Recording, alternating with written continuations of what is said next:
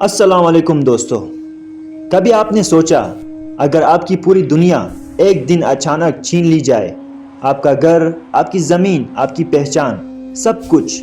یہ کہانی ہے ایک ایسی قوم کی جسے تاریخ میں بار بار مٹانے کی کوشش کی گئی، مگر وہ آج بھی کھڑی ہے اپنی حق، اپنی زمین اور اپنی پہچان کے ساتھ۔ یہ ہے فلسطین کی اصل کہانی، وہ کہانی جو دنیا کو کبھی پوری نہیں بتائی گئی۔ سال 1916، پہلی عالمی جنگ کے دوران دنیا کے سب سے بڑی سلطنتیں برطانیہ اور فرانس ایک خفیہ منصوبہ بنا رہے تھے۔ اس وقت عثمانی خلافت زوال کا شکار تھی اور یورپی طاقتیں مشرق وسطیٰ کو آپس میں بانٹنے کی تیاری کر رہے تھے۔ اس منصوبہ کا نام تھا سائکس پیکو معاہدہ، ایک ایسا خفیہ معاہدہ جس میں عربوں کو مکمل طور پر اندھیرے میں رکھا گیا۔ برطانیہ نے عرب قبائل سے وعدہ کیا تھا، اگر تم ہمارے ساتھ عثمانیوں کے خلاف لڑو گے تو ہم تمہیں جنگ کے بعد آزادی اور اپنی خود مختار عرب ریاست دیں گے۔ لیکن حقیقت کیا تھا؟ پردے کے پیچھے برطانوی افسر مارک سائکس اور فرانسیسی نمائندہ جارج پیکو آپس میں سرحدیں کھینچ رہے تھے، جیسے یہ زمینیں کسی کے کھیل کا بورڈ ہو۔ معاہدے کے مطابق فلسطین، اردن اور جنوبی عراق برطانیہ کے زیر اثر تھے، شام، لبنان اور شمالی عراق فرانس کے قبضے میں جاتے اور یروشلم کو بین الاقوامی زون بنایا جانا تھا۔ کوئی نہیں پوچھا گیا کہ وہاں رہنے والے عربوں کی مرضی کیا ہے، کوئی نہیں جاننا چاہتا تھا کہ ان زمینوں پر صدیوں سے بسنے والے لوگ کیا چاہتے ہیں۔ جب عربوں کو اس معاہدے کا پتہ چلا تو وہ دنگ رہ گئے۔ وہ یہ سمجھ رہے تھے کہ وہ خلافت کے خلاف اپنی آزادی کے لیے لڑ رہے ہیں، لیکن اصل میں وہ لڑ رہے تھے اپنی زمین یورپیوں کے حوالے کرنے کے لیے۔ یہ معاہدہ نہ صرف ایک دھوکہ تھا بلکہ مشرق وسطیٰ میں آنے والے تباہی، تقسیم اور خونریزی کی بنیاد بھی تھا۔ 1917 دی فرسٹ گریٹ وار جاری تھی۔ اسی دوران برطانیہ نے ایک ایسا اعلان کیا جو آنے والی نسلوں کی تقدیر بدلنے والا تھا۔ یہ اعلان تھا بیلفور اعلامیہ۔ برطانوی وزیر خارجہ آرتھر بیلفور نے ایک خط لکھا جس میں کہا گیا، برطانیہ فلسطین میں یہودیوں کے لیے ایک قومی گھر کے قیام کی حمایت کرتا ہے، لیکن سوال یہ ہے یہ قومی گھر کس زمین پر بنایا جانا تھا؟ ایسی زمین جہاں 90% سے زیادہ لوگ فلسطینی عرب تھے، ایسے لوگ جو وہاں صدیوں سے رہ رہے تھے، کھیتی باڑی کر رہے تھے، بچے پال رہے تھے، مر رہے تھے، دفن ہو رہے تھے۔ یہ بالکل ایسا تھا جیسے کسی اجنبی کو آپ کی گھر کی چابی تحفے میں دے دی جائے، آپ سے نہ پوچھا جائے، نہ اجازت دی جائے اور نہ ہی آپ کی موجودگی کو اہمیت دی جائے۔ یہ اعلامیہ ایک خط کی صورت میں تھا، صرف ایک پیراگراف، لیکن اس ایک پیراگراف نے لاکھوں لوگوں کی زندگی، شناخت اور سرزمین چھین لی۔ برطانیہ جس نے عربوں سے وعدہ کیا تھا کہ انہیں آزادی دی جائے گی، اب انہی کی زمین کسی اور کو دینے کا وعدہ کر رہا تھا۔ اس اعلامیہ کے بعد یورپ سے یہودیوں کی فلسطین میں منظم ہجرت کا آغاز ہوا اور فلسطینیوں نے پہلی بار خطرہ محسوس کیا کہ ان کی زمین، ان کا وطن آہستہ آہستہ ان سے چھینا جا رہا ہے۔ یہ صرف ایک اعلامیہ نہیں تھا بلکہ ایک سازش کا آغاز تھا جس کا مقصد تھا ایک قوم کو بسانا اور دوسری کو مٹھانا۔ 1922 سے 1935 تک کا سال، یہ وہ سال تھے جب فلسطین کی زمین پر ایک نیا کھیل کھیلا جا رہا تھا۔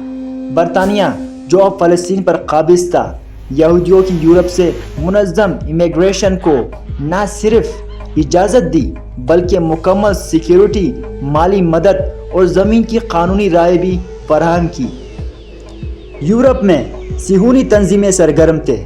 وہ نہ صرف لوگوں کو فلسطین کی طرف راغب کر رہے تھے بلکہ انہیں وہاں زمین خریدنے، بستی بنانے اور جڑیں پھیلانے کی مکمل سہولت دی جا رہی تھی۔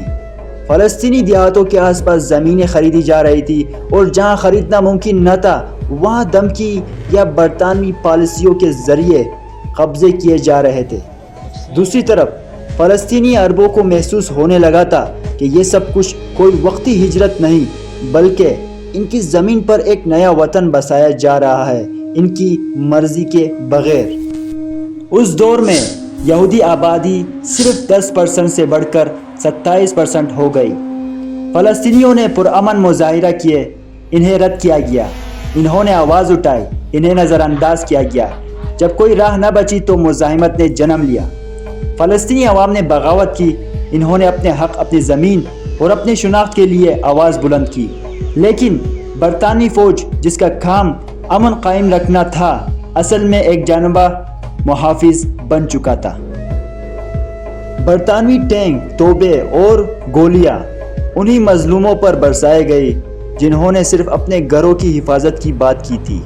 ہزاروں فلسطینی شہید کیے گئے، دیہات جلا دیے گئے، قائدین گرفتار کیے گئے اور عام لوگ گولیوں کا نشانہ بنے۔ لیکن پھر بھی یہ قوم نہ ٹوٹی، نہ بکی، نہ جھکی۔ یہ صرف ایک زمین کی جنگ نہیں تھی، یہ حق اور ناحق کی پہچان کی لڑائی تھی۔ 1947 یہ وہ سال تھا جب فلسطین کا مستقبل اقوام متحدہ کے ہاتھوں میں تھا۔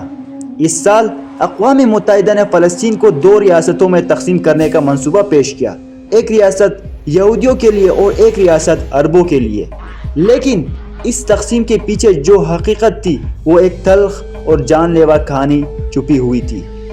یاد رکھیں کہ اس وقت فلسطین کی یہودی آبادی صرف 1/3 تھی، اور ان میں سے زیادہ تر وہ مہاجرین تھے جو چند سال قبل ہی یورپ سے فلسطین پہنچے تھے۔ پھر بھی ان مہاجرین کو جو نیا وطن دیا جا رہا تھا وہ فلسطینیوں کی زمین کا زیادہ تر حصہ تھا۔ یہ ایک واضح ناانصافی تھی۔ ایسی زمین جو فلسطینیوں کی تھی، جو صدیوں سے یہاں کے باسی تھے، انہیں کہا گیا کہ اب یہ ان کے حصے میں نہیں آئے گی۔ جب اقوام متحدہ نے فلسطین کی تقسیم کی تجویز پیش کی تو وہ صرف ایک نقشہ تھا، ایک ریاضیاتی تقسیم جس میں انسانوں، خوابوں اور ایک قوم کی احساسات کو نہیں سمجھا گیا تھا۔ یہودی ریاست کو فلسطین کی 56% زمین دی جا رہی تھی، حالانکہ یہودی کی آبادی صرف 33% تھی اور وہ زیادہ تر حال ہی میں آئے مہاجر تھے۔ اس کے مقابلے میں عربوں کی تعداد 67% تھی، لیکن انہیں فلسطین کی 44% زمین دی جا رہی تھی۔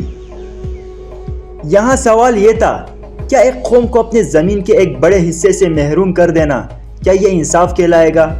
فلسطینیوں نے اس تقسیم کو مسترد کر دیا۔ یہ ان کے ساتھ ایک اور تاریخی ناانصافی تھی۔ یہ ان کے گھر، ان کے زمین اور ان کی عزت کے لیے ایک خطرہ تھا۔ وہ اپنے وطن کو کسی کے ہاتھوں دیکھنا نہیں چاہتے تھے۔ وہ اپنے خوابوں اور آزاد مستقبل کو کسی اور کے ہاتھوں نہیں فروخت کرنا چاہتے تھے۔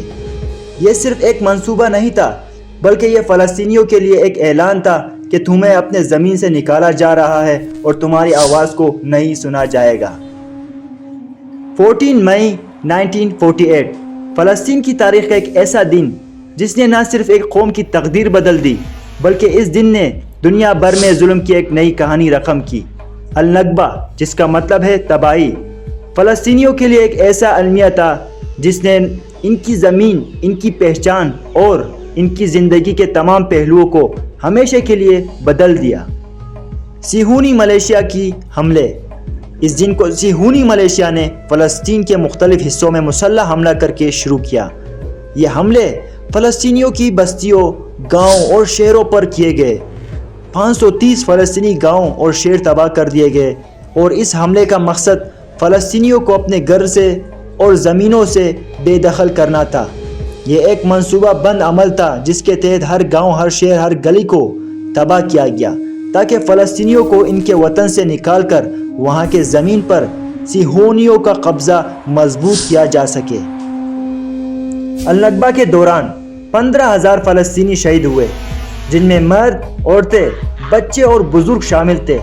انہیں بے رحمی کے ساتھ قتل کیا گیا، اور یہ قتل عام ایک جان بوجھ کر اور منظم طریقے سے کیا گیا۔